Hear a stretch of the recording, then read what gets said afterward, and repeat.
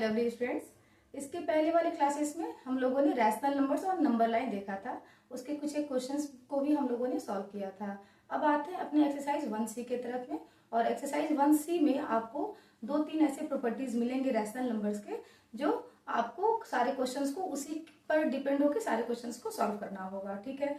और हम लोग जो है ना अपने सारे जो 2 प्रॉपर्टीज हैं उसको 1 बाय 1 करके करेंगे। एक वीडियो में एक प्रॉपर्टी, उसके अगले वीडियो में उसके अगले वाले प्रॉपर्टीज को, क्योंकि ऐसे क्या होगा, बच्चे बहुत ज्यादा कंफ्यूज हो जाएंगे। ठीक है।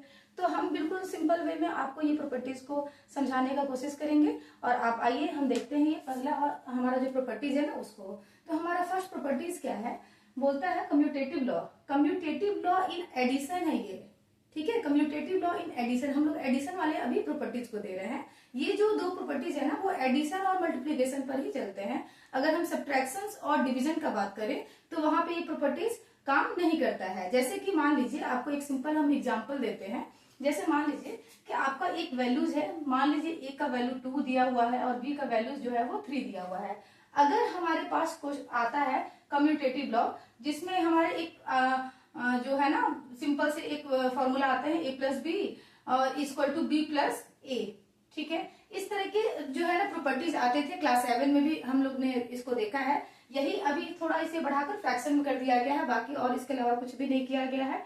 तो हम लोग जो है ये addition, commutative law in addition में क्या करेंगे, तो अपने वैल्यूज को इस पर रख कर देखेंगे। और क्या, अगर हम बोले कि 2 प्लस 3 और 3 प्लस 2 दोनों को अगर हम लोग करते हैं तो दोनों का वैल्यू क्या आएगा, 5। बिल्कुल एडिशन में और एडिशन और मल्टीप्लिकेशन में वैल्यूज बिल्कुल सेम ही रहते हैं। ठीक है।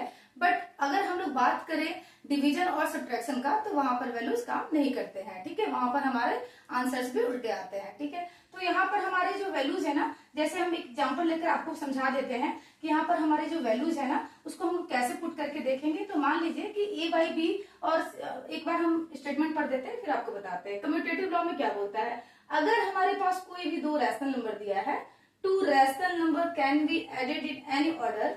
तो हमारे पास अगर कोई 2 रैशनल नंबर दिया है और हम उसे किसी भी ऑर्डर में अगर अरेंज करते हैं ना तो उनके वैल्यूज जो है वो एक दूसरे के बराबर आते हैं।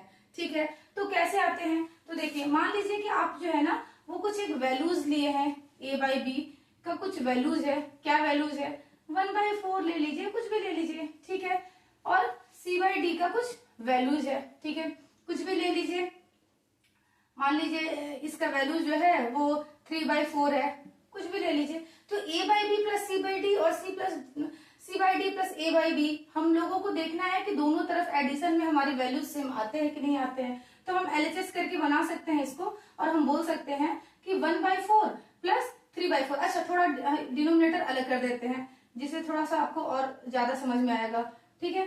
तो 1/4 प्लस 3/2 अगर हम करते हैं तो हमारा वैल्यूज क्या आ जाता है, तो हमारे जो वैल्यूज हो जाते हैं वो 4 हो गया इधर, और इधर हो गया 2 के, ये में इसको डिवाइड करेंगे 2, 3 2 जा 6, तो हमारे वैल्यू 7/4 आ जाएंगे। ठीक है। अगर RHS का बात करते हैं तो RHS में हमें क्या बोलता है, c बाई डी बोलता है ना। तो c बाई डी हमारा क्या है, 3/2 है, और 1/4 है a बाई बी। इसको हम लोग अगर सॉल्व करते हैं तो ये भी डिनोमिनेटर 4 हो गया, और फिर यहाँ से ये हो गया वैल्यू 6 प्लस 1, इट मीन्स 7/4। तो हम देखें कि 7/4 इक्वल टू 7/4 दोनों तरफ से हमारे एडिशन में जो कम्यूटेटिव लॉ है उसको बिल्कुल फॉलो करते हैं। एडिशन में दोनों left hand side, right hand side, दोनों वैल्यूज जो है ना, अगर हम उसको किसी भी वे में अगर हम उसको अरेंज करते हैं किसी भी वे में तो हमारे वैल्यूज जो है ना वो बिल्कुल सेम आते हैं। ठीक है।